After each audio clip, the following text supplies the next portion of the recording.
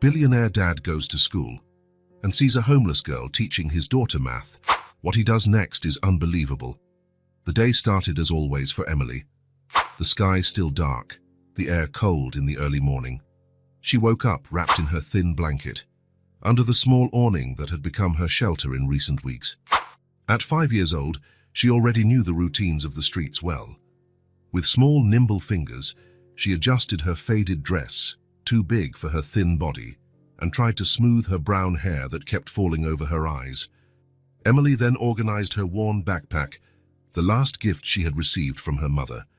Inside, she kept her treasures, a few pencils found on sidewalks, blank pages collected from trash bins, and discarded notebook scraps that still had usable pages. Her stomach rumbled, reminding her of hunger. Emily opened a small packet containing half a bread roll she had managed to get the night before. A man from the bakery sometimes left something for her at the end of the day. She ate slowly, savoring each piece. On the streets, she had learned it was important to make food last. For 8 months, Emily had been living alone. Before that, she and her mother would beg together at city intersections. Emily remembered her mother's gentle smile, even on days when hardly anyone stopped to help. She remembered how they would sleep cuddled together to ward off the cold, how they would share every bit of food they managed to get. "We're rich in other ways, Emily," her mother would say when her stomach growled with hunger. Then came the cough, then the fever. One night, Emily slept cuddling her mother under an overpass, and the next morning she couldn't wake her up. People passed, some stopped. A man in a uniform called an ambulance, but it was too late. Nobody came back for Emily. The only thing that remained from those days were the lessons. Even living on the streets, her mother insisted on the importance of learning. "Reading is like having wings, Emily," she would say on nights when, by the light of found candles, she would trace letters in the dust or on pieces of cardboard. "With wings, you can fly far from here." That's how Emily learned her first letters. Her mother never said how she knew how to read so well. It was a mystery Emily carried with her. When her mother passed, she decided to keep learning, as a way to keep her close.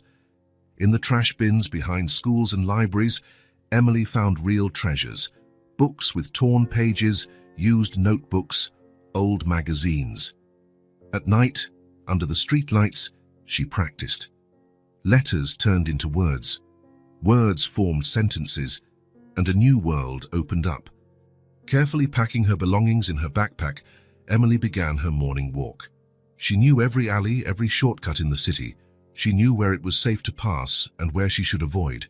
She knew which trash bins might contain good food and which people on the street posed no danger. 15 minutes later, she reached her favorite destination, St. Thomas School.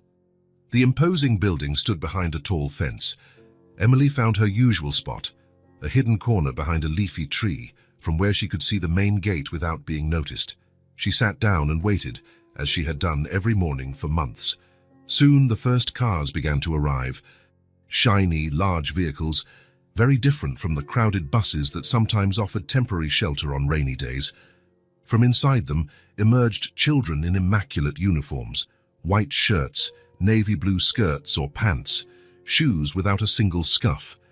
They carried colorful backpacks and lunchboxes, decorated with characters Emily recognized from discarded magazines. Emily observed every detail: how parents would bend down to give goodbye kisses, how children would run to meet friends, how they laughed and talked about things she didn't fully understand. Some children complained about having to wake up early or do homework. Emily couldn't understand how anyone could complain about something so precious. "I forgot to do my math homework," a boy said worriedly. "Today we have art class," a girl with braids exclaimed, skipping. The bell rang, a sharp sound Emily already knew well. The children formed organized lines and entered the building. In a few minutes, the courtyard was empty, and a different silence took over the place. Emily moved a little closer to the fence, her small fingers holding the cold bars. She couldn't see inside the classrooms, but her imagination created the rest. What would it be like to sit in a real chair with a desk just for her? What would it be like to have a new notebook without stains or tears? What would it be like to raise her hand and ask questions when she didn't understand something? In her mind, she created images of colorful rooms with maps on the walls and books on shelves. She imagined a kind teacher writing on the board, explaining wonderful things she didn't know yet. She imagined making friends, talking during recess, sharing snacks. "I would learn fast," she whispered to herself. "I know I could." Hours passed, and Emily remained there. When the sun became too strong, she changed positions, always careful not to be seen by the adults who sometimes patrolled the school perimeter. In the middle of the day, she heard another bell. Soon, the courtyard filled again with children running, playing, eating snacks that looked delicious. Emily watched the groups that formed, the games they shared, the laughter that echoed through the air. Her gaze was dreamy, silent. There was no envy or bitterness, just a deep desire to belong, to be part of that world that seemed to exist in another dimension, separated from her only by a fence, but as distant as the stars. Sometimes, when she thought no one was looking, Emily took one of her found notebooks from her backpack and practiced what she had learned on her own. She wrote letters, numbers, copied words from her patched-up books. She used the dirt ground as a blackboard when paper ran out. Once, she found an almost complete math book in a trash bin. It took her weeks to decipher the problems, counting on her fingers, drawing on the ground to understand. When she finally solved her first two-digit addition problem, she felt immense joy. In the afternoon, when classes ended, Emily watched the dismissal. Children ran into their parents' arms, showed papers with gold stars, talked animatedly about their day. Emily waited for everyone to leave before emerging from her hiding spot. On her way back to her shelter, she collected anything useful: a forgotten pencil, a fallen leaf, a discarded piece of chalk, small treasures to continue her solitary studies. That night, like all others, Emily sat under the faint light of a street lamp. She opened a storybook with missing pages that she had recently found. She read aloud, imagining what it would be like to hear these stories in a teacher's voice, surrounded by other children. When sleep came, Emily put her belongings in her backpack and hugged it to her chest. She wrapped herself in her thin blanket, lying on the cardboard that separated her from the cold ground. "Tomorrow," she whispered, as she did every night. "Tomorrow might be different." And she fell asleep, a small solitary figure under the starry sky, dreaming of a world on the other side of the fence. The morning began like all others for Emily. Breakfast was half an apple found in a park trash can and the rest of the previous night's bread. After tidying her few belongings, she began her daily walk towards St. Thomas School. Something felt different that morning. The sky was especially blue, cloudless, and a gentle breeze swayed the tree leaves. Emily followed her usual route, but her steps were lighter, as if something was pulling her forward. Upon reaching the school, Emily found her usual spot behind the tree. Cars began to pull up. Children entered as on every other day. The bell rang. The playground became empty. But today, she noticed something she had never seen before. A small opening in the side garden, where the fence was lower and partially covered by flowering bushes. Emily looked around. No adults in sight. The security guard who usually patrolled the perimeter was busy helping unload boxes at the main entrance. It was now or never. With her heart pounding, Emily approached the opening. She crouched down and carefully slipped through the bushes. Her hair snagged on some branches, but she didn't mind. In seconds, she was on the other side, inside the school for the first time. The garden was even more beautiful from the inside. Colorful flowers in well-maintained beds, trees offering cool shade, the grass so green and soft under her bare feet. Emily stood still for a moment, just feeling. It was like entering one of the magical worlds from the books she found. The sound of a sob broke the enchantment. Emily turned towards the noise. On a wooden bench, partially hidden by a bush, a girl her age was sitting. She wore the school uniform, white shirt, navy blue skirt, and had blonde hair tied in two perfect braids. She held an open notebook and looked frustrated. Emily hesitated. Should she hide? Run back to her side of the fence?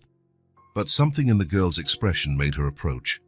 With silent steps, Emily got close enough to see what the girl was looking at with such concentration. It was a math worksheet, simple addition problems, the kind Emily had learned in one of the discarded notebooks she'd found. The girl looked up, startled to notice Emily's presence. For an instant, they just stared at each other. Two 5-year-old girls, so different and yet so alike. "Who are you?" the girl asked, quickly wiping away a tear. "I haven't seen you in our class." Emily swallowed hard. Should she run? But those blue eyes showed no fear or anger, just curiosity. "My name is Emily," she replied in a quiet voice. I don't study here." The girl frowned, confused. "Then what are you doing here, and why are your clothes so dirty?" Emily looked down at her faded dress, suddenly aware of the stains and small tears. She felt her face flush with embarrassment. "I just wanted to see what a school looked like inside," she murmured, taking a step back, ready to run. "Wait," the girl said. "I'm sorry, I didn't mean to be rude. My name is Sophie." Emily stopped. Sophie smiled shyly and patted the empty spot next to her on the bench. "Want to sit? I'm trying to do this homework, but it's really hard. The teacher will be mad if I don't finish." Emily approached cautiously and sat on the edge of the bench. She peeked at Sophie's notebook. "Fada 5 amboyas" was written on the first line. Sophie had made several tally marks next to it, trying to count. "Can I help?" Emily offered. "I know how to do sums." Sophie looked surprised. "You do, but you don't study here." Emily smiled for the first time. "I don't need to study here to know. Can I show you?" Sophie pushed the notebook towards Emily, who carefully picked up the pencil as if it was something precious. "Look, it's like this," Emily explained. "You have 3 fingers here, right?" She held up 3 fingers on her left hand, and 5 more here. She held up all the fingers on her right hand. "Now count them all together." Sophie counted her fingers one by one.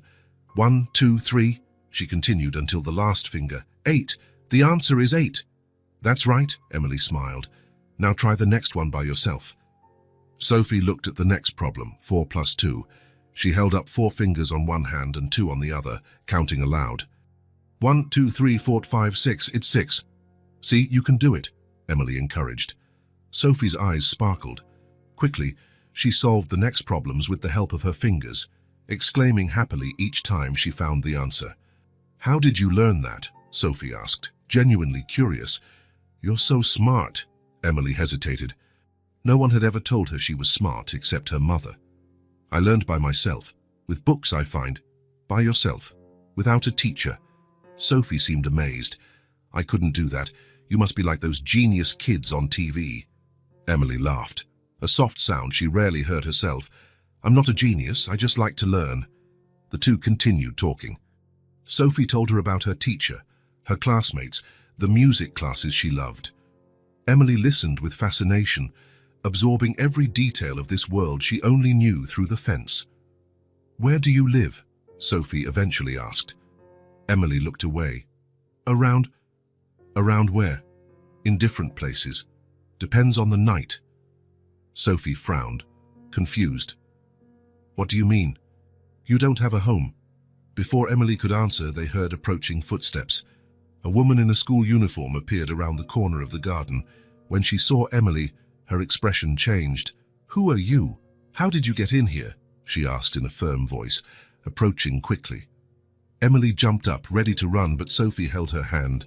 "She's my friend, Miss Peterson," Sophie explained.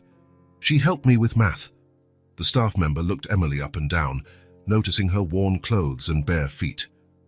"This area is for students and staff only," Mr. Peterson said, her voice softer but still firm. "I'll have to ask you to come with me to the principal's office." Panic surged in Emily's chest. Principal's office meant trouble. Trouble meant police. And police meant she didn't even want to think about it. "Please, she was just helping me," Sophie insisted, still holding Emily's hand. "I'm sure she was, dear, but there are rules." "Is there a problem here?" A new voice joined the conversation. A tall man in a dark suit with brown hair approached the group. His eyes, Emily noticed, were identical to Sophie's. "Mr. Miller," the staff member greeted. "I was just dealing with a situation. This girl entered school property without authorization." "Daddy!" Sophie exclaimed, running to hug the man. "This is my new friend Emily. She's super smart. She taught me how to do sums on my fingers. Mr. Miller, David, looked at Emily with curiosity. His eyes scanned her worn clothes, her messy hair, her bare feet. But unlike many adults Emily had met on the streets, his gaze held no disgust or contempt, only a gentle curiosity. "Is that right?" he asked, bending down to his daughter's height. "So that's wonderful that you found such a good teacher." The staff member cleared her throat. "Mr. Miller, even so, we need to follow protocol. We don't know how she got in and—" "It's fine," David interrupted with a polite smile. "I'll handle it." Mr. Peterson looked uncertain. "Are you sure? She's clearly not a student and we need to—" "I'm sure," David affirmed firmly, but still smiling. "I'll take full responsibility. Thank you for your concern, Miss Peterson." The staff member hesitated for another moment, then nodded and walked away, not without casting one last suspicious glance at Emily. David turned to Emily, who remained motionless, ready to flee at the slightest sign of danger. "So you're the famous Emily," he said, extending his hand as if speaking to an adult. "I'm David, Sophie's dad. Thank you for helping my daughter." Emily looked at the outstretched hand with suspicion. After a moment, she shook it briefly. "It was nothing," she murmured. "Daddy," Sophie said, "can we take Emily for a snack? Please? She helped me so much." David looked at his watch, then at his daughter, and finally at Emily, whose stomach chose that moment to audibly rumble. "You know what? That's a great idea," he said with a smile. "Sophie, have you finished your homework?" "Yes. Emily taught me everything." "Then let's go." David picked up his daughter's backpack. "I know a great diner nearby." Emily stood still, not understanding. I can leave. I don't want to cause trouble." "What trouble?" David asked gently. "Sophie finished her homework. You helped. And a snack is a good way to say thank you." "What do you think?" Sophie took Emily's hand. "Please, come, they have the best milkshakes in the world." Emily looked at Sophie, then at David. Something in those kind eyes made her relax a little. "Okay," she agreed in a low voice. "Thank you." As they walked towards the gate, they passed other staff members who looked curiously at Emily. A security guard approached. "Mr. Miller, this girl isn't a student. How did she get in here?" "Don't worry, Carl," David replied calmly. "She's with me and Sophie. We're just leaving." "But, sir, we didn't see her come in, and—" "It's fine," David repeated firmly. "I'll handle it."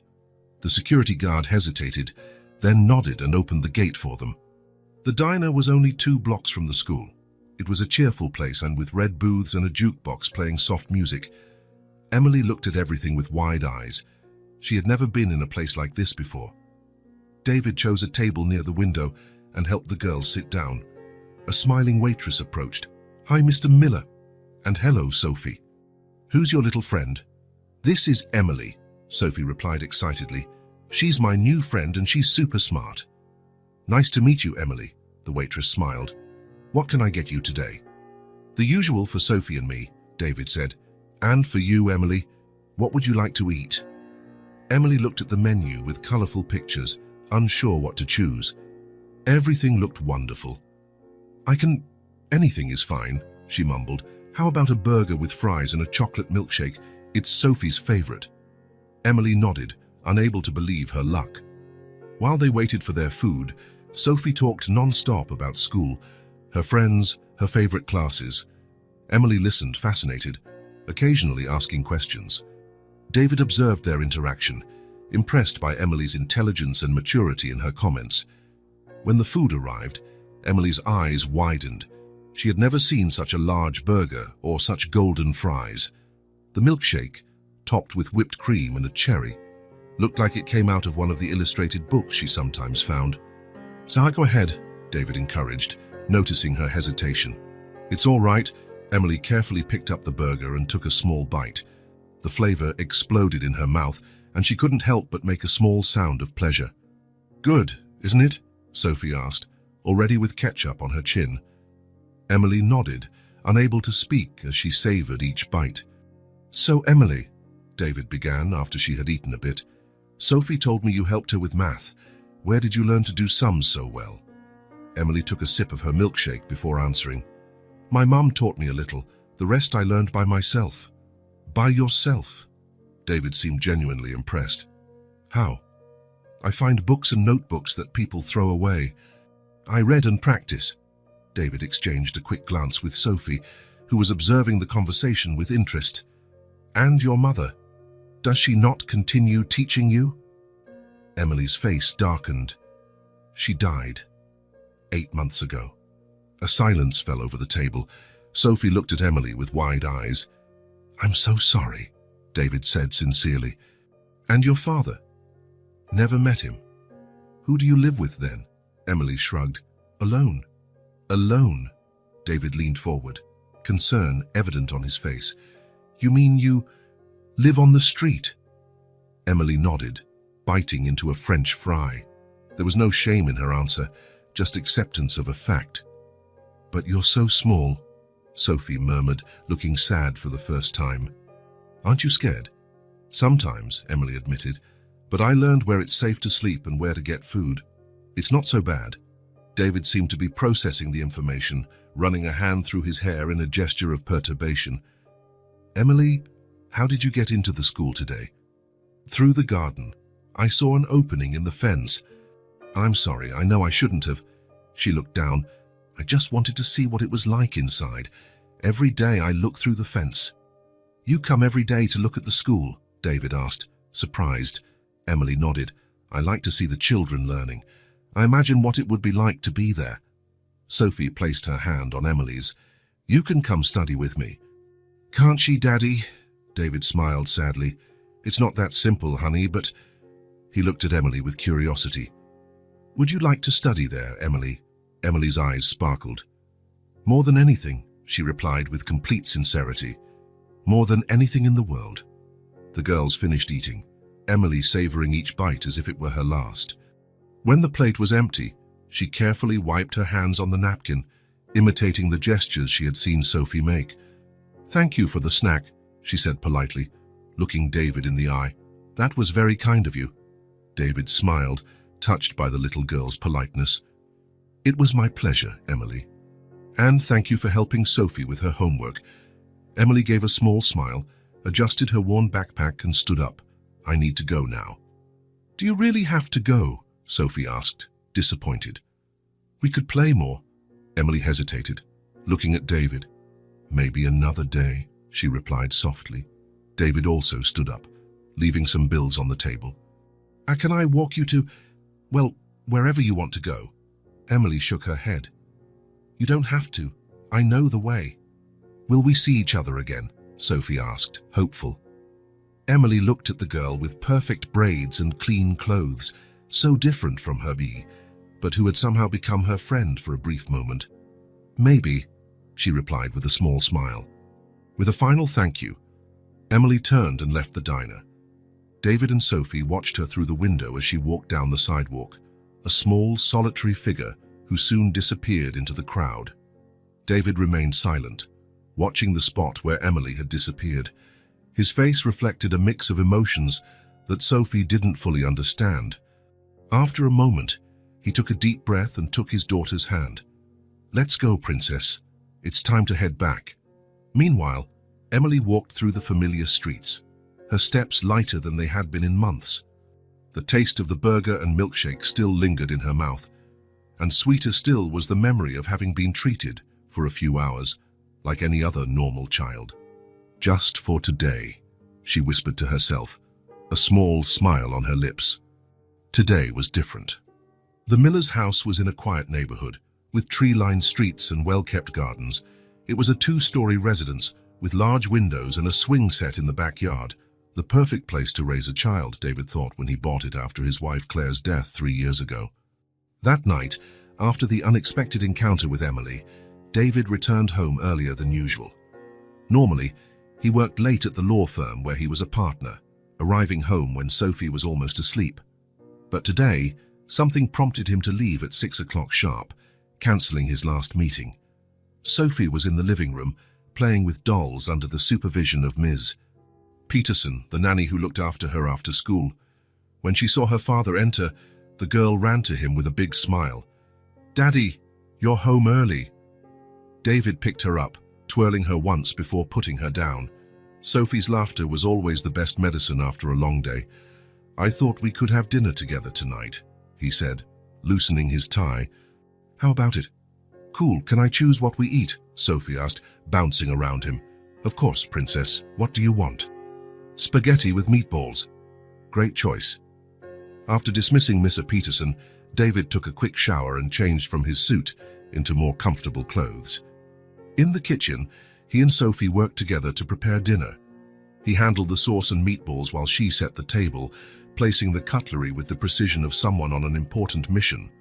During dinner, Sophie chatted about her day at school, music class where she played the xylophone, the drawing she made in art class, the boy who put a worm on the teacher's desk.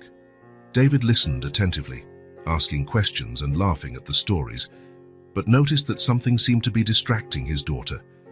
After finishing recounting the class trip to the zoo next week, Sophie suddenly fell silent, playing with the spaghetti on her plate.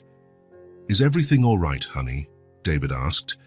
Sophie looked up, her expression serious, something rare for the usually animated girl. "Daddy, where do you think Emily is right now?" The question took David by surprise.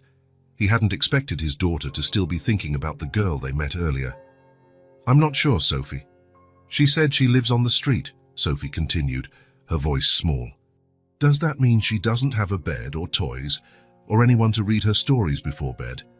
David felt a pang in his chest. He had explained to Sophie in simple terms what it meant for someone to be homeless, but it seemed that only now was the reality of it hitting the girl. "Probably not, honey. Emily doesn't have the same things we have," Sophie frowned, seemingly processing the information. "But she's so smart, Daddy. She taught me math better than the teacher. And she was kind to me even though she didn't know me." "Yes, she seems like a very special girl," David agreed, remembering the maturity with which Emily had spoken, the politeness with which she had thanked him for the snack, the patient way she had taught Sophie. "It's not fair," Sophie declared suddenly, putting her fork down on the table with surprising force for a 5-year-old. "It's not fair that she doesn't have a home and we have such a big one." David looked at his daughter, surprised by the indignation in her voice. "Life isn't always fair, Sophie. But we can do something to help, can't we?" Sophie's eyes lit up at the possibility. "We have that empty room, and lots of toys I don't even use anymore. And you always say we should help those in need." David smiled slightly. That was something Claire always said, the importance of helping others when you have privileges. It was comforting to see that Sophie had absorbed that value, even at such a young age. "Helping others is important, yes," he agreed. "So we can help Emily," Sophie insisted. "Can we give her food and clothes, and maybe she could come live with us?" David almost choked on the wine he was drinking. "Sophie, it's not that simple. There are laws, procedures. We can't just bring a child to live with us." "Why not?" The childlike logic challenged the complexities of the adult world. "She has no one. We have space. And I've always wanted a sister." David took a deep breath. How to explain the legal and social complexities involved to a 5-year-old? How to talk about child protective services, adoption processes, background checks, and all the other bureaucratic complications? "There are people whose job it is to help children like Emily," he began. "Social workers, institutions." "But she said she doesn't like it when adults tell her what to do and then disappear," Sophie reminded him. "Remember she said that? She doesn't trust adults." David remembered clearly. The phrase had stayed in his mind, along with the resigned expression on Emily's face as she uttered it. A 5-year-old child shouldn't know that kind of distrust. "I remember, yes. What if she doesn't want to go to those institutions? What if they're not as nice as you?" David had no answer for that. The truth was that the foster care system for abandoned children was far from perfect. He knew this reality well from his work as a lawyer. He had dealt with cases involving the adoption system and was aware of the flaws, the long waits, the overcrowded institutions. "Daddy," Sophie continued when he didn't reply, "Mommy would want to help Emily. She always helped everyone." The mention of Claire hit David like a punch to the stomach. It was true, his late wife had a huge heart and was always involved in social causes. She wouldn't hesitate to help someone like Emily. Your mother had a very kind heart, he agreed softly. Just like yours, Sophie said with childlike simplicity. You have a kind heart too, Daddy. That's why I know we're going to help Emily. Something stirred within David, an emotion he couldn't quite name. He looked at his daughter, so small and yet so wise in her own way. The conviction in her eyes, so similar to Claire's, was impossible to ignore. Let's think of something, okay? He finally said. Maybe we can start by bringing her food and clothes if we find her again. Sophie's face lit up. Can we look for her tomorrow, please, Daddy? David thought about his packed schedule, his booked meetings, his tight deadlines. I have a lot of work tomorrow, Sophie. The girl's smile disappeared. But Emily might be cold or hungry. Sophie's simple words weighed more than any elaborate argument. David felt something shift within him, a decision forming without him fully realizing it. I'll see what I can do, he replied, surprising himself. Later, after putting Sophie to bed and reading her favorite story, David sat in his office with a glass of whiskey. On the wall was a photo of Claire holding newborn Sophie, her face radiant with happiness. What would you do, Claire? He murmured to the silent image, a 5-year-old girl living on the streets. There was no answer, of course, but in his heart, David knew what Claire would say. She always followed her moral compass, even when the path wasn't the easiest. He opened his laptop and began researching child protection laws, temporary foster care processes, and adoption requirements. Hours passed as he absorbed information, considered possibilities, weighed options. Somewhere in the city, Emily was probably curled up in her makeshift shelter, alone under the starry sky. The thought made his stomach clench. Before going to bed, David sent a message to his secretary. I need to reschedule tomorrow morning's appointments. Urgent family matter. The seed Sophie had planted was quietly beginning to sprout. The morning arrived cloudy and cold. David dropped Sophie off at school earlier than usual, with a lunchbox especially packed with extra sandwiches and an extra juice bottle. What's all this for, Daddy? Sophie asked, curious. You never know who might be hungry, he replied with a wink. Sophie smiled, understanding immediately. Are you going to look for Emily today? David nodded. I'm going to try. I don't know if I'll find her, but I'll do my best. You'll find her, Sophie stated with the absolute confidence only children possess. And when you do, tell her I saved my blue dress for her. It's my favorite, but I think it'll look pretty on her. David felt a warmth in his chest upon hearing his daughter's spontaneous generosity. I'll tell her. Now go, the teacher is waiting. After watching Sophie enter the school, David didn't go to the office as usual. Instead, he drove to the outskirts of the area where they had found Emily. He parked his car and began to walk, carefully observing parks, alleys, awnings, anywhere a small child might shelter. Hours passed without success. David asked local shopkeepers if they had seen a small girl with brown hair, usually alone. Some shook their heads negatively. Others mentioned having seen such a child now and then, but no one knew where to find her. By noon, David was frustrated and worried. What if he didn't find her? What if something had happened to her? The city was big and dangerous for a child alone. That's when he decided to go back to where it all began, the school surroundings. Maybe Emily was in her usual spot, watching the children through the fence, but she wasn't there. The little corner behind the tree from where she used to watch was empty. David expanded his search, walking through the adjacent streets. It was in a narrow alley, behind a bakery, that he finally found her. Emily was sleeping curled up between strategically piled cardboard boxes, forming a kind of makeshift shelter. Her worn backpack served as a pillow, and she was covered by a thin, faded blanket. Even asleep, her face maintained an alert expression, as if ready to wake up and flee at the slightest sign of danger. David approached cautiously, not wanting to scare her. He crouched at a safe distance. "Emily," he called softly. "Emily, it's David, Sophie's dad." The girl's eyes opened instantly, wide with fear. Upon recognizing David, her expression changed to surprise, then suspicion. "What are you doing here?" she asked. sitting up quickly and smoothing her wrinkled dress. "I was looking for you," David answered honestly. "Sophie and I were worried." Emily frowned, confused. "Worried? Why?" The question took David by surprise. The idea that no one had worried about her for so long that the concept seemed strange broke his heart. "Because we care about you," he said simply, "and we wanted to make sure you were okay." Emily looked at him in silence, as if trying to decipher a complex puzzle. "I'm fine," she finally said, but her small voice betrayed the statement. David noticed she was trembling slightly in the cold morning air. Her dress, the same as the day before, had new stains, and her bare feet were dirty. "Emily," David began, choosing his words carefully, "Sophie and I would like to invite you to stay with us for a while." The girl's eyes widened. "Stay at your house?" "Yes. We have a spare room. You'd have a comfortable bed, warm food, clean clothes, and Sophie would be very happy to have your company." Emily looked suspicious, as if expecting some trap. "Why? Why would you do that?" "Because no one should live like this, especially a smart child like you," David answered sincerely. "And because Sophie and I would be happy to help."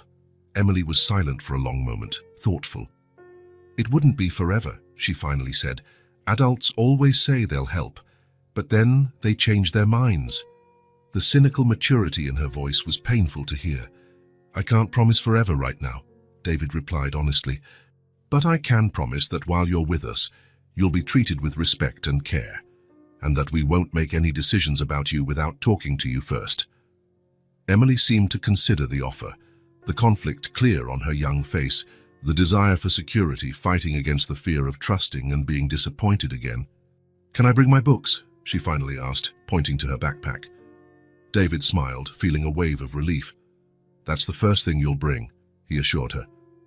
Still hesitant, Emily began gathering her few belongings, carefully putting them in her backpack. David noticed that besides the books, she only had a few pieces of clothing, all in similar condition to the dress she was wearing. On the way to the car, Emily walked a little behind David, as if still ready to flee if necessary. But when he opened the car door for her, the girl got in without protest. "Now we're going to pick up Sophie from school," David explained. "She'll be very happy to see you." At school, Sophie waited in the playground with the other children. When she saw her father's car, she ran towards it. Then she noticed Emily in the passenger seat, and her eyes widened with joy. "Emily!" she exclaimed, jumping with excitement. "Daddy found you! Are you coming to our house?" Emily looked at David, who nodded encouragingly. "For now," Emily replied cautiously. "How cool." Sophie hugged her father's legs. "Thank you, Daddy." The ride home was filled with Sophie's animated chatter, telling Emily about her room, her toys, the books they could read together. Emily responded with monosyllables, still trying to process the sudden change in her situation. The miller's house was larger than any place Emily had ever been. She stopped at the entrance, intimidated by the polished wooden stairs, the paintings on the walls, the sense of comfort and permanence that emanated from every corner. "Come on, I'll show you the bathroom," Sophie offered, taking Emily's hand. "Daddy said you can take a warm bath while he prepares lunch." The bath was a revelation for Emily. The warm water, the fragrant soap, the soft towels, simple luxuries she hadn't experienced in months. When she finished, she found clean clothes folded on a stool, a dress of Sophie's, soft socks, and even new underwear, still with the tag. Dressed and with her hair still damp, Emily followed the smell of food to the kitchen. David was preparing sandwiches and a soup that made her stomach rumble. "Just in time," he smiled. "I hope you like tomato soup." During lunch, Emily ate slowly, savoring each spoonful. Sophie talked non-stop, explaining the house routine, the rules, few, Emily noted with relief, and all the plans she had for the two of them. "And then we can study together," Sophie concluded excitedly. "You can help me with math again." After lunch, Sophie took Emily to the guest room, now temporarily hers. It was a simple but comfortable room with a twin bed covered by a blue quilt, a small desk, and a wardrobe. "Daddy said we can decorate it any way you want," Sophie explained. "How we can make drawings to put on the wall." Emily touched the soft quilt, still not quite believing it. "I've never had a room all to myself," she confessed in a low voice. "Now you do," Sophie smiled. "And look, I've put aside some of my toys and books for you. We can share." On the desk was a small pile of children's books, some toys, and a new set of colored pencils. "Are they for me?" Emily asked. Her voice choked. "Of course, and there's more in my room. We can take turns." The girls spent the afternoon together. Sophie showed her book collection and was impressed when Emily read aloud with surprising fluency for her age. Afterwards, they sat at the kitchen table to do Sophie's homework, with Emily patiently explaining the math problems. David observed the interaction between the two with a smile, noticing how Emily visibly blossomed with each passing hour, her back less tense, her face more relaxed, even a small smile appearing occasionally. That night, after dinner, David found them both in Emily's room. Sophie was already in her pajamas, sitting on the bed next to Emily, who was reading a story aloud. "Bedtime, Sophie," he said softly. "But the story is at the best part," Sophie protested. "You can continue tomorrow. Emily needs to rest too." After Sophie finally went to her own room, David came back to check on Emily. The girl was sitting on the edge of the bed, still fully dressed, as if she didn't quite know what to do. "Is everything all right?" David asked. Emily nodded slowly. "It's strange," she said. "Such a big bed just for me." David smiled gently.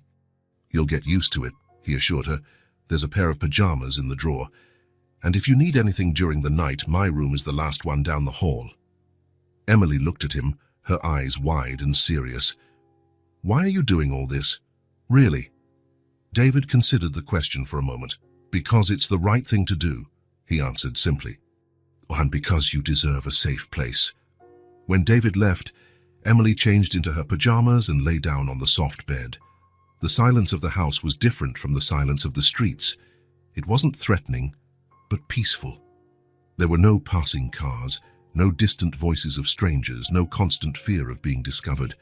For the first time in 8 months, Emily fell asleep without fear, wrapped in clean sheets, with a full stomach and the strange, almost forgotten, feeling of safety. The Miller house, once too quiet for just 2 people, now had the voice of a new child within its walls. Ai Krisinze was him the first rays of sun peeked through the curtains when David woke up. Instinctively, he checked the clock, 6:30 in the morning, his usual time to start getting ready for work. But today, he paused for a moment, remembering he had a new resident in the house. Silently, he walked down the hall and stopped at the guest room door, now Emily's room. He opened the door slowly and peeked inside. The girl was sleeping soundly, curled up in the sheets like a small cocoon. Her face, relaxed in sleep, seemed even younger, reminding David how much of a child she still was, despite the maturity forced upon her by circumstances. In the kitchen, he made coffee and called his office. "Janet, I'll be working from home for the next few days," he informed his assistant. "Something important has come up in the family." "No problem, Mr. Miller. I'll reschedule your in-person meetings." David mentally thanked himself for having a position that allowed him such flexibility. As a partner at the firm, he could manage his own time, something he rarely did, always prioritizing work. But now, there was something more important. Around 7:30, he heard light footsteps on the stairs. Emily appeared at the kitchen door, already dressed in Sophie's clothes that they had set aside for her, her hair combed and her hands freshly washed. "Good morning," she said politely, as if unsure of her place in that space. "Good morning, Emily. Did you sleep well?" The girl nodded. "The bed is very soft," she commented, almost as if it was something strange. David smiled. "That's good.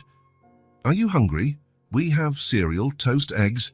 Anything is fine," Emily replied, still standing near the door. Come, sit down. You can choose whatever you want to eat." Gradually, Emily approached the table. David noticed that she was carefully observing where everything was kept, the plates in the upper cabinet, the cutlery in the drawer, the juice in the refrigerator. Memorizing, adapting, learning the unspoken rules of that new environment. Sophie came downstairs shortly after, still in her pajamas and with messy hair, the opposite of Emily's organized appearance. "Good morning," she exclaimed excitedly, running to hug her father and then smiling at Emily. "You're already up. Did you sleep well? Do you like the room?" "Let's have breakfast together." The barrage of questions made Emily blink, but a small smile appeared on her lips. "I slept well, thank you," she replied. "The room it's very nice." Breakfast unfolded with Sophie's chatter filling the silence. Emily ate slowly, savoring each forkful of scrambled eggs, each bite of toast with jam, as if she wanted to imprint the taste in her memory. "Today is Saturday. We don't have school," Sophie explained. "We can play all day. And can you help me with my homework later? The teacher gave us math problems for Monday." "Of course," Emily agreed. "If your dad doesn't mind." "I think that's a great idea," David replied. "Actually, I have some things to take care of in my study upstairs. If you two are okay by yourselves for a few hours, I can work while you study." After breakfast, David retreated to his study upstairs but left the door ajar. From time to time, he stopped what he was doing to listen to the girls' voices coming from the living room. Around 10 in the morning, his curiosity led him to silently descend the stairs. He stopped on the last step, observing the scene in the living room without being noticed. Sophie and Emily were sitting on the rug, notebooks and books scattered around them. Sophie was frowning at a problem, while Emily patiently explained, "See, Sophie, it's like we did before. If you have 12 apples and you want to divide them equally among 4 people, you need to find out how many apples each person will get." "I know the answer is 3, Sophie replied, frustrated. "But the teacher said I need to show how I got that number." "Then let's draw it," Emily suggested. She picked up a pencil and blank paper. "Here are your 12 apples." She drew simple circles representing the fruits. "Now let's put them into 4 groups." David watched, impressed, as Emily naturally adapted her explanation when she realized Sophie wasn't understanding. She not only knew the answer, but she knew how to teach, a rare skill in anyone, let alone a 5-year-old. "I get it," Sophie exclaimed suddenly. "It's like sharing. 12 divided by 4 is 3 because each person gets 3 apples if we divide equally." "Exactly," Emily smiled. "Now try the next problem by yourself." David silently returned to his study, reflecting on what he had just witnessed. In just 2 days, Emily had already become a valuable presence in the house, not just as someone who needed help, but as someone who also had much to offer. At noon, David went downstairs to prepare lunch and found the living room transformed. The girls had finished their homework and were now playing school, with Emily as the teacher and Sophie as the diligent student. A small blackboard that Sophie had received for Christmas was propped up on the coffee table, with numbers and letters written in colorful chalk. "It's recess time, class," Emily announced in a slightly more formal voice, making Sophie burst into laughter. "I think it's lunchtime, actually," David commented, announcing his presence. The girls turned around, Sophie still laughing and Emily with a shy smile on her face. "Daddy, Emily is the best teacher in the world," Sophie declared. "She explains everything in a way that makes sense, and she doesn't get mad when I make mistakes." "I saw," David agreed. "But you two make a good team." During lunch, David noticed something he hadn't seen in a long time, Sophie eating vegetables without complaining. When the girl voluntarily took more broccoli, he couldn't hide his surprise. "Since when do you like broccoli so much?" he asked. "Emily said vegetables help your brain work better," Sophie explained naturally. "And I want to be smart like her." David exchanged an amused glance with Emily, who looked down, a slight blush coloring her cheeks. In the afternoon, while David finished some reports, sounds of laughter reached his study. He went downstairs again and found the girls in the backyard, where Sophie was showing Emily how to use the swing. "Hiya, Emily! You have to kick your legs like this," Sophie demonstrated, swinging with abandon. Emily, more cautious, followed the instructions little by little, going a little higher each time. Suddenly, when she reached a considerable height, a surprising sound escaped her. A clear, genuine laugh, probably the first since she arrived. David felt a lump in his throat. The sound of Emily's laughter was like music in a house that, he now realized, had been too silent for too long. The following days established a natural routine. In the morning, Emily helped Sophie get ready for school, choosing clothes, packing her backpack, reviewing homework. David drove them both to school, dropping Emily off at the front office to speak with the principal about her potential enrollment, while Sophie went to her classroom. During the day, while Sophie was in class, Emily helped David organize the house, always wanting to make herself useful. He noticed how she observed everything with attentive eyes, how he organized bills, how he operated the washing machine, how he prepared meals. "You don't have to do that, Emily," he said once, finding her meticulously folding clean clothes. "You're a child, not a maid." Emily looked at him, confused. "But I want to help. You and Sophie are letting me stay here. It's not a trade-off," David explained gently. "You don't have to pay to be here." The idea seemed strange to Emily, but little by little, she began to relax, to play more, to worry less, to accept care without feeling she needed to immediately reciprocate. In the afternoons, the living room regularly transformed into a classroom. Emily sat beside Sophie, guiding her through her homework with a mix of firmness and gentleness that reminded David of the best teachers he had known. "It's not just about memorizing the answer," Emily explained. "It's about understanding why the answer is right." "But it's easier to just remember," Sophie sometimes protested. "Easier now, harder later," Emily replied, with a wisdom that seemed impossible for her 5 years. At night, David watched the two girls during bath time. Bedtime stories, the small whispered confidences that children share. The house, once a functional place where he and Sophie merely slept and ate between appointments, had become a home again, filled with curious questions, unexpected laughter, daily small discoveries. And at the center of this transformation was Emily, visibly blossoming each day. Her shoulders less tense, her face more expressive, her voice stronger. Like a plant finally finding sun after a long time in the shade. On the third night, after the girls had gone to sleep, David sat in his study with a cup of coffee. On the wall, Claire's photo seemed to smile at him. "You would have liked her," he murmured to the image of his late wife. "She reminds me of you, you know." The same determination, the same kindness. As he finished his coffee, David made a decision that, in truth, had already been formed since the moment he found Emily sleeping among boxes. It was time to make things official. A week had passed since Emily arrived at the Miller's house. A week that transformed the family's routine in ways David could never have predicted. That Saturday morning, David woke before dawn. The silence of the house was comforting. He knew that in the rooms down the hall, the two girls were sleeping soundly.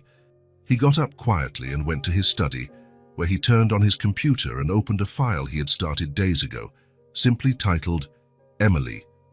The document contained notes on adoption procedures, legal requirements, and contacts of colleagues specialized in family law. David had been researching quietly, in moments when the girls were asleep or engrossed in their games. Taking a sip of coffee, David contemplated the situation he found himself in. 3 weeks ago, his life followed a predictable course: work, Sophie, the responsibilities of a single father balancing career and raising a daughter. Now, he was seriously considering expanding his family, permanently bringing into his life a child he had met by chance. It was a huge decision, one that would change everything forever. And yet it felt strangely natural, as if Emily had always been destined to be a part of their lives. "I'm getting sentimental," he murmured to himself, smiling slightly.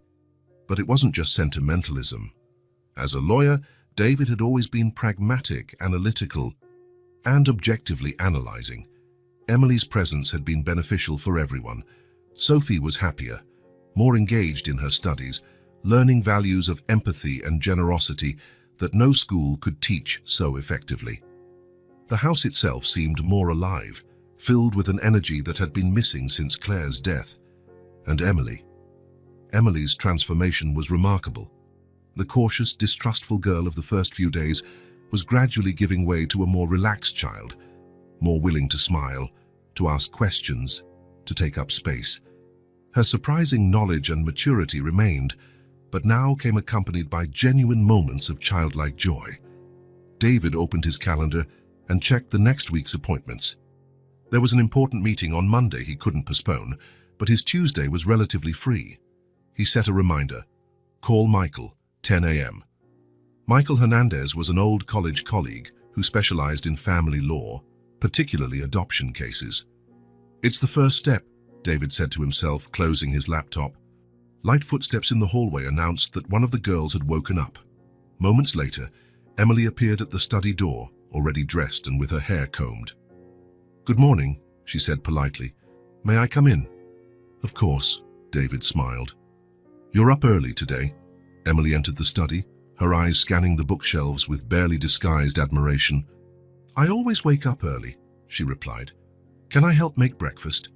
This had been a constant since Emily arrived, her insistence on helping, on contributing, as if she needed to justify her presence. David and Sophie had tried to explain that she didn't need to pay to be there, but old habits are hard to break. "Of course," David agreed, standing up. "Sophie will probably sleep for another hour. She loves to stay in bed on Saturdays." In the kitchen, they worked side by side in an already familiar routine. Emily set the table while David fried eggs and toasted bread. The girl moved with the efficiency of someone accustomed to taking care of herself, but there was a lightness in her movements that wasn't there when she arrived. "David," she said suddenly, using his name, something that still sounded formal coming from such a small child, but which was progress from the Mr. Miller of the first few days. "Can I ask you something?" "Anything," he replied, flipping the eggs in the frying pan. "When will I have to leave?" The question took David by surprise. He turned off the stove and faced her. "Why do you think you have to leave?" Emily shrugged, avoiding his gaze. "Because that's how it works. Good things don't last." The simplicity of the statement, the resigned acceptance in her voice, clenched David's heart. "Emily," he said softly, crouching down to her height, "you can stay here for as long as you want and need. We're not expecting you to leave." Emily finally looked at him, her large eyes searching for signs of lies or deception. "Really? Even if it's for a very long time?" David wanted to tell her then about his adoption plans, about wanting her to stay permanently, but he hesitated. The process would be complicated. There would be interviews, assessments, bureaucracy. What if, for some reason, it wasn't approved? He couldn't create false expectations only to shatter them later. "Even if it's for a very long time," he confirmed instead. "This house is your home now too, Emily." A small smile appeared on the girl's face, and she nodded, returning to arrange the cutlery on the table. The rest of the day passed quietly. The girls spent the morning playing in the backyard, enjoying the autumn sun. After lunch, when Emily was helping Sophie with a science project for school, David retreated to his study again. He picked up the phone and dialed a number he hadn't used in some time. "Hello, Patricia," he said when the call was answered. "This is David Miller. I know it's Saturday, but I needed to speak with you about a professional matter." Patricia Chen was a social worker David had worked with on a few cases over the years. If there was anyone who could guide him through the adoption process with knowledge and discretion, it was her. The conversation lasted almost an hour. David explained the situation, how they found Emily, her situation of abandonment, the lack of any known relatives, her surprisingly natural adaptation to life with them. "I won't lie, David, it will be a complex process," Patricia explained, "especially because there's no formal record of abandonment or entry into the system. But it's not impossible. First, we'll need to formally register her situation, search for relatives, and then you can request temporary guardianship while the adoption process proceeds." "How long would all this take?" "Realistically, months, maybe a year or more. But the fact that you're already caring for her and are a respected lawyer with a stable financial situation helps a lot." David asked a few more questions about the next steps, carefully noting the answers. When he hung up, he felt simultaneously anxious and determined. The path would be long, but it was worth walking. Downstairs, he heard laughter. He approached the stairs silently and saw Emily and Sophie sitting on the living room floor, surrounded by books and craft supplies. They were building what looked like a model of the solar system, with styrofoam balls painted in different colors. "Mars is red because it has a lot of iron oxide on its surface," Emily explained, applying red paint to one of the spheres. "It's like rust. How do you know so much about planets?" Sophie asked, genuinely impressed. I read it in a book I found, Emily replied simply. It was from the library, but someone threw it away because some pages were torn. David felt that familiar mix of admiration and sadness. Emily's intelligence and resilience were extraordinary, but the circumstances that forced the development of those qualities had been too harsh for a child. That night, after dinner, David was working on his laptop in the living room while the girls watched a children's movie on television. When the end credits began to roll, Sophie yawned and leaned against Emily's shoulder. "Time to brush your teeth and go to bed," David announced, closing his computer. "Just 5 more minutes, Daddy," Sophie negotiated, as she did every night. 5 minutes, he agreed with a smile. "I'll go upstairs to prepare the bath." As David went upstairs, Sophie turned to Emily, who was tidying the scattered cushions on the sofa.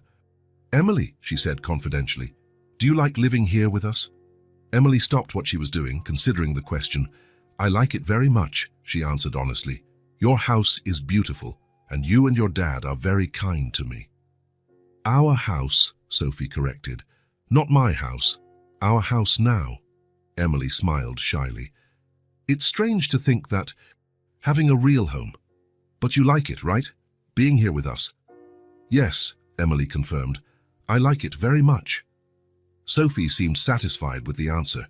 She was silent for a moment, as if gathering courage, and then, "I'm going to ask Daddy if you can stay with us forever." Emily's eyes widened. "Sophie, don't do that. Your dad is already doing so much by letting me stay here for a while. I don't want to bother him more." "It's not a bother. It's nice having you here. Daddy thinks so too. He smiles a lot more now." Before Emily could protest again, Sophie stood up and ran upstairs. Emily followed her hesitantly, stopping halfway up the stairs when she heard voices coming from the bathroom, where David was preparing the bathtub. "Daddy," Sophie's voice sounded determined, "can I ask you something important?" "Of course, Princess. What is it? Can Emily stay with us forever?" There was a pause. Emily held her breath, her heart pounding in her chest. Part of her wanted to run, not to hear the answer, to protect herself from the inevitable disappointment, but her feet remained glued to the step. "If she wants to, yes," came David's answer, simple and direct. Emily covered her mouth with her hand, too surprised to move. "Really?" Sophie's voice was full of hope. "She won't have to leave." "No, Sophie. I'm working to make sure Emily can stay with us permanently if that's what she wants. Like an adoption, like in the movies." "Yes, something like that. But it's a complicated process, and it takes time. That's why I haven't mentioned anything yet. I don't want to create expectations before I'm sure. But you really want her to stay forever?" "Yes, Sophie. In just 1 week. I can't imagine our family without her anymore." Emily felt a tear run down her face, followed by another and another. Family. The word echoed in her mind like a promise almost too big to believe. "I've always wanted a sister," Sophie declared with the direct sincerity of children. "I know, honey, and it looks like your wish might come true. But remember, this is between us for now, okay? There are still many things to sort out before we can talk to Emily." "Okay, Daddy, it'll be our secret." Emily retreated silently, descending the stairs without a sound. She sat on the bottom step, trying to process what she had just heard. David wanted to adopt her. He wanted her to stay permanently, to be part of their family.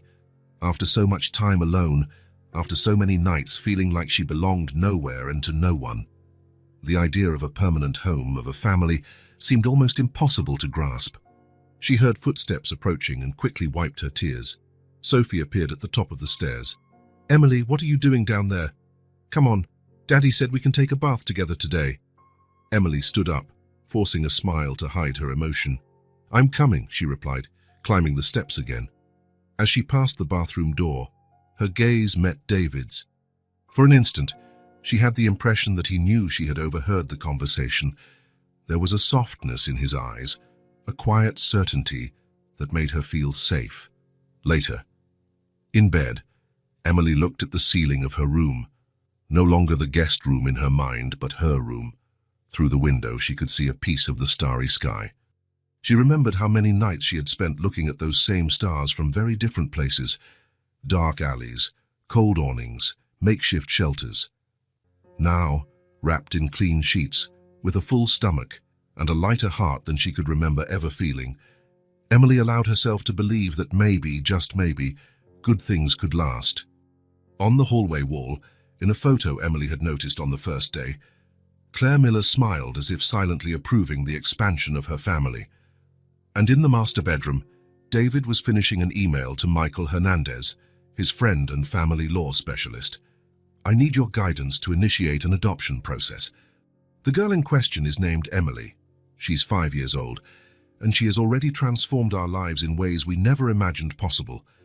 I want to do this right, with all the care and responsibility she deserves. Can we meet on Tuesday? This is the most important decision I've made since I decided to marry Claire." He sent the email and closed his laptop. In the hallway, he checked that Sophie was sleeping deeply, her face serene, a small smile on her lips. In the room next door, Emily had also fallen asleep, one hand firmly holding the book she was reading before bed. David adjusted the blanket over her and quietly left, leaving the door ajar as she preferred. A sense of peace enveloped him, the quiet certainty that he was doing exactly what he should be doing. The seed planted by Sophie had blossomed into a decision he had never expected to make, but which now seemed the only possible one. The morning was clear, when David parked his car in front of the imposing building where Michael Hernandez, his old college colleague and now respected family law attorney, kept his office. Emily's adoption process had officially begun 2 weeks prior, and this was the first follow-up meeting. The secretary led David to Michael's office, who greeted him with a firm handshake and a welcoming smile. "How are the girls?" Michael asked, gesturing to the chair in front of his desk. "Surprisingly well," David replied, settling in. "It's as if Emily has always been part of the family. Sophie treats her like a sister from day one, and Emily, well, she's blossoming in a way I didn't imagine was possible so quickly." Michael smiled, pleased, but his expression soon turned more serious. He opened a folder on the desk and adjusted his glasses. "David, we've done the preliminary investigations into Emily's legal situation," he began, scanning the documents. "We located her birth certificate and confirmed the passing of Rebecca Jenkins, her biological mother." "That's good, isn't it? It simplifies the adoption process, correct?" Michael hesitated, and David immediately felt that something wasn't right. "For the most part, yes, but we found something that complicates the situation a bit." He slid a document across the table. "Emily has a living maternal grandmother, Margaret Jenkins, 65 years old, residing in Ridgewood, about an hour from here." David picked up the paper, feeling as if the floor had disappeared beneath him. A grandmother. Someone with blood ties to Emily. Someone with priority legal rights. "Emily never mentioned a grandmother," he said, more to himself than to Michael.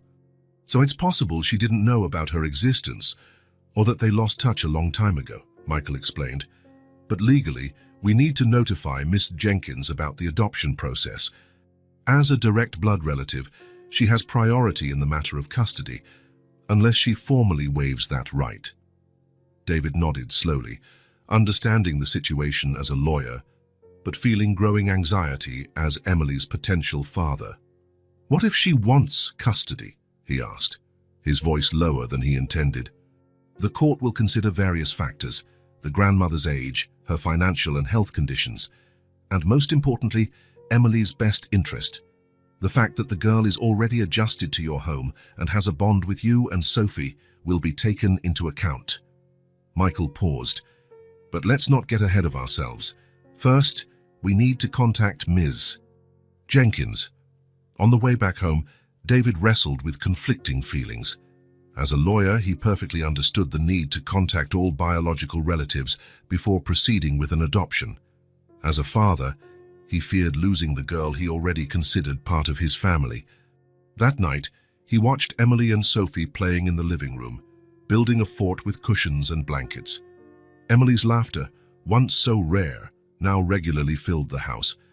How could he explain to her that there was a grandmother who might want to take her away? He decided not to say anything until he had more information. He didn't want to cause unnecessary anxiety in Emily, who had already faced too much abandonment in her short life. The next day, after dropping the girls off at school, Emily was informally attending some classes while the official documents were processed. David drove to Ridgewood, following the address provided by Michael. Margaret Jenkins' house was modest but well kept, with a small front garden where roses were beginning to bloom despite the late autumn. With a racing heart, David rang the doorbell. After a few moments, a grey-haired lady answered the door. She had piercing blue eyes that immediately reminded him of Emily's, observant, intelligent, with a certain wariness. "Ms. Jenkins?" "Margaret Jenkins. Yes, that's me." She examined him with curiosity. "How can I help you?" "My name is David Miller. I'd like to talk about your daughter, Rebecca, and your granddaughter, Emily." Margaret's face visibly paled. She leaned against the doorframe. "Rebecca, do you have news of her?" Her voice trembled with a mix of hope and apprehension. "Can we talk inside?" David asked gently. The living room was simple but cozy, with well-preserved antique furniture and many photographs on the walls. David noticed a smiling teenager in several of them, presumably Rebecca, Emily's mother. Sitting on the sofa, David carefully explained the situation, how he had found Emily, the circumstances of Rebecca's death, the girl's current situation living with him and Sophie, and the adoption process he wished to initiate. Margaret listened in silence, tears streaming freely down her wrinkled face. "Rebecca dead, and a granddaughter I never knew existed." She shook her head, incredulous. "I always knew something terrible had happened when I lost contact with my daughter. But this... I'm sorry to bring you this news," David said sincerely. Margaret wiped her tears with a cloth handkerchief she pulled from her pocket. "Rebecca and I had a fight," she finally explained, her voice choked.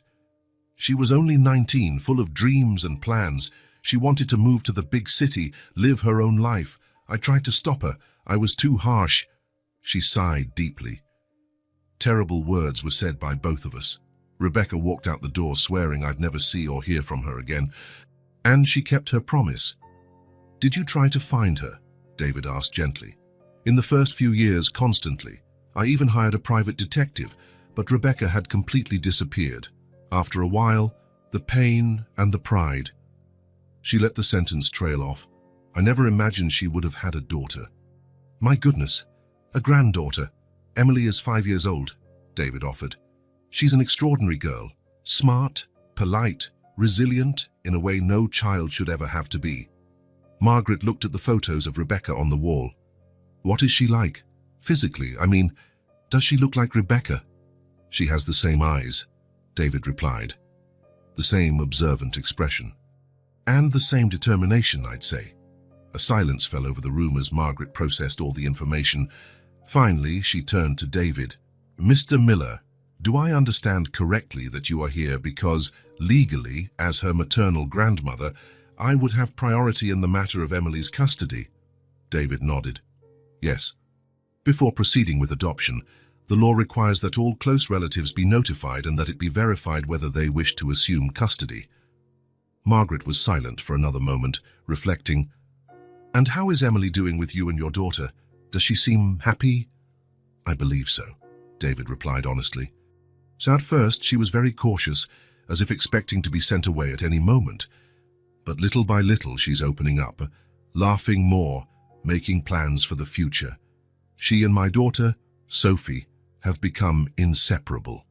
Margaret stood up and walked to the bookshelf, picking up a framed photograph. It was teenage Rebecca, smiling broadly as she held a trophy.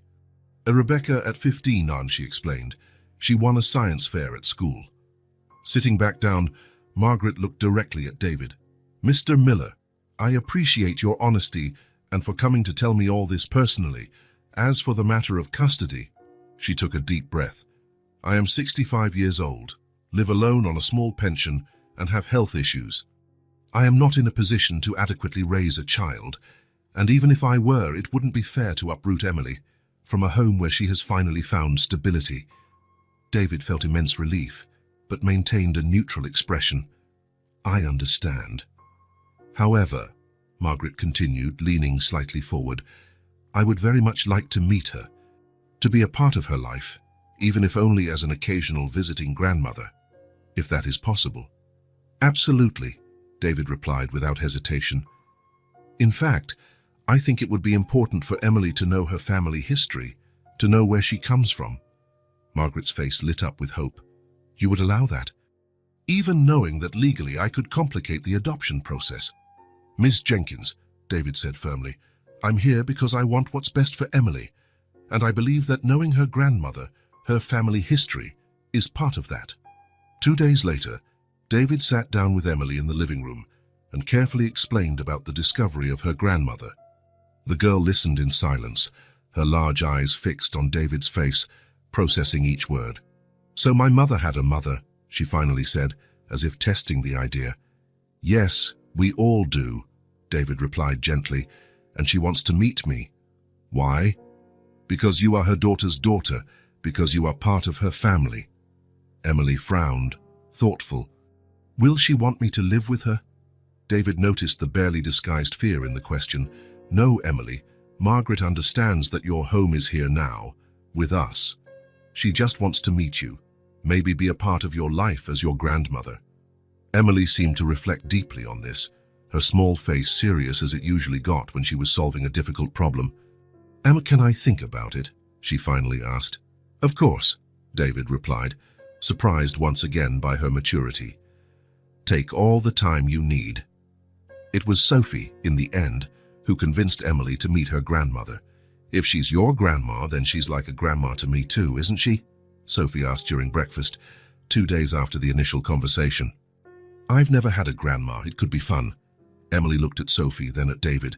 I think I want to meet her, she finally decided. The following Sunday, David took Emily to meet Margaret. Sophie had insisted on coming along, but David explained that this first meeting should be more intimate. When they arrived at the house in Ridgewood, Emily held David's hand tightly, a rarity for the usually so independent girl. Margaret opened the door, her eyes immediately finding Emily's. For a moment, the two just looked at each other, grandmother and granddaughter, recognizing something familiar in each other despite never having met before. Hello, Emily, Margaret finally said, her voice soft and a little shaky. I'm Margaret, your grandmother.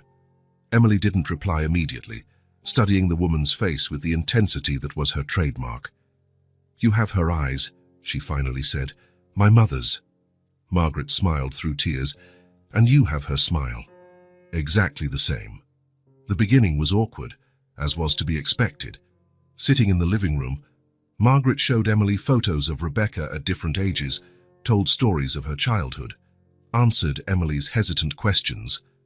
Gradually, the atmosphere relaxed. Emily began to ask more questions, eagerly absorbing every new piece of information about her mother. When Margaret mentioned that Rebecca loved to draw and sing, Emily's eyes sparkled. She used to sing to me every night, she shared, her first spontaneous offer of information, even when we didn't have a good place to stay. Margaret wiped away a tear. She had a beautiful voice since she was little. She won school contests. Before they left, Margaret handed Emily a small carved wooden box. These are some things that belonged to your mother when she was your age, she explained. So I thought you'd like to have them. Inside the box was a small children's bracelet, some colorful hair ribbons, a diary with the first pages filled with Rebecca's childlike handwriting, and a photo of her at 5 years old, smiling with missing front teeth, just like Emily. Thank you, Emily said, holding the box with reverence. On their way out, Margaret discreetly pulled David aside. Your lawyer sent me some documents, she said, handing him an envelope, about the formal relinquishment of custody. I've already signed everything. David looked at the envelope, surprised by the quickness of her decision. Are you sure about this? Margaret looked at Emily, who was waiting by the car, still examining the contents of the box. Absolutely. Emily has found a home with you. It would be selfish of me to try and change that now. She smiled, sad but resolute. But I'm very happy to be able to be a part of her life from now on, if you'll allow it. Of course we allow it, David assured her. In the following weeks, the adoption process moved with surprising speed. Margaret's formal relinquishment of custody removed the main legal obstacle. There were more visits from social workers, more documents to fill out, more interviews, but now with a sense of positive inevitability, Margaret became a regular presence in the family's life, visiting on Sundays and occasionally having dinner with them. To David's surprise, Sophie developed a special affection for the elderly woman, calling her Grandma Maggie from the very first meeting, a title the woman accepted with tears in her eyes. Finally, on a sunny Wednesday, David, Sophie, and Emily attended the final adoption hearing. Emily wore a new blue dress and had her hair carefully styled by Sophie, who had insisted on putting small, sparkly clips in it for good luck. Margaret was also present, sitting in the front row, smiling encouragingly. The judge, a middle-aged man with a kind expression, addressed Emily directly during the proceedings. "Emily, do you understand what's happening today?" Emily nodded, serious. "Mr. Miller will officially be my dad, and Sophie, my sister." "And do you want that?" "More than anything," she replied with a conviction that brought tears to David's eyes. When the judge finally declared the adoption complete and officially announced Emily Miller as the girl's new name, Sophie couldn't contain her excitement. "Now we're real sisters," she exclaimed, hugging Emily so tightly she almost knocked her over. Emily returned the hug, a genuine smile lighting her face as she looked at David, then at Margaret, who watched the scene with a mix of joy and a gentle longing for what might have been. Emily's first official day of school was scheduled for the following week. David had completed all the necessary paperwork, bought her uniform, school supplies, and everything else she would need. The night before, he found Emily in her room, meticulously arranging her new backpack. Each pencil, each notebook, each book was positioned with absolute care. Her uniform hung on the closet door, perfectly pressed. "Nervous about tomorrow?" David asked, sitting on the edge of the bed. Emily shrugged, trying to appear indifferent, but her restless fingers betrayed her anxiety. "What if the other kids notice I'm different?" she finally asked, her voice small. "That I didn't belong anywhere before. That I used to stand outside, just watching." "Emily," David began gently, "everyone is different in some way. And as for belonging," he smiled, "you belong to this family now. You're a Miller, just as much as Sophie and I." At that moment, Sophie appeared at the door, still in her pajamas, her hair messy. "What are you talking about?" "Emily's a little nervous about school tomorrow," David explained. Sophie immediately entered the room and sat next to Emily. "You don't need to be nervous," she declared, with the unwavering confidence of a 5-year-old. "You're my sister. There's nothing to be ashamed of." Emily looked at Sophie, surprised by the simplicity and strength of that statement. "Your sister," she repeated softly. "Forever," Sophie confirmed. "And I'll be by your side the whole time. If anyone's mean to you, I'll—" She made a fierce face that made Emily giggle. The next morning, David took the two girls to school. Emily, wearing her new uniform, impeccable white shirt, navy blue skirt, white socks, and shiny black shoes, looked like a completely different being from the girl in worn clothes who used to watch the school through the fence. When they arrived at the main entrance, Emily hesitated for a moment, looking at the large building that for so long had been only a distant dream. "Ready?" David asked. Emily took a deep breath, took Sophie's hand, and nodded. "Ready." Together, the two girls walked through the front door, Emily no longer a silent observer from the other side of the fence, but as a student, as a Miller, as someone who finally belonged. That night, the family had dinner together, with Margaret as a special guest to celebrate Emily's first day at school. The girl excitedly talked about her teacher, her new classmates, and how she had surprised everyone by easily solving math problems that the rest of the class found difficult. "And the teacher said she's never seen anyone learn so fast," Sophie exclaimed, proud of her sister. "Emily already knows everything from the first semester." "Don't exaggerate, Sophie," Emily murmured, blushing slightly, but visibly pleased. "I think we might need to talk about skipping a grade," David commented, smiling. "If you keep this up." After dinner, when Margaret had left and Sophie was taking a bath, David found Emily in her room. She was at her desk, carefully writing in a new notebook. "What are you doing?" he asked. Emily showed him the notebook. On the cover, in neat handwriting, she had written "A property of Emily Miller." "I never had anything with my name on it before," she explained. "I mean, my new name."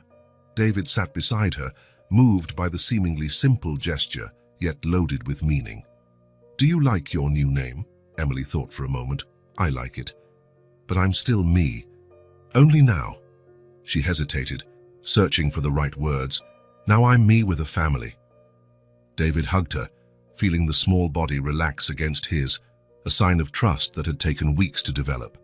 "Yes, you are, and you always will be." Later, after the girls were asleep, David paused in the hallway between their two rooms, listening to their soft, regular breaths. In a few months, his life had completely changed. The house, once too quiet, now overflowed with life, with questions, with daily discoveries.